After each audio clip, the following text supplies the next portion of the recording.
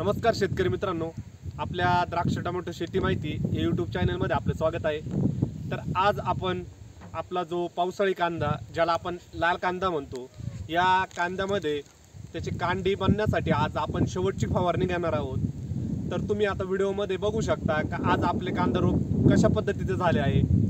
तर मित्रांनो, कांडी बनवण्यासाठी आपण शेवटची फवारणी काय केली गेली पाहिजे याविषयी आज आपण माहिती बघणार आहोत।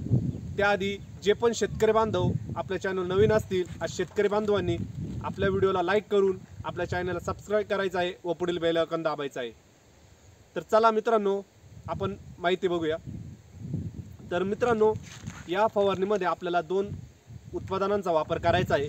याच्यामधले पहिले जे उत्पादन आहे ते म्हणजे लेजंड। आता हे FMC कंपनीचे उत्पादन आहे। याच्यामध्ये आपल्याला पोटॅश या हा घटक आपल्याला यामध्ये बघवायला मिळतो। तर मित्रांनो, आपल्याला साधारणतः 20 ते 25 लिटर शिकाऱ्यासाठी आपल्याला लेजंडची ही साधारणतः एक 4 ग्रॅम पुडी आहे।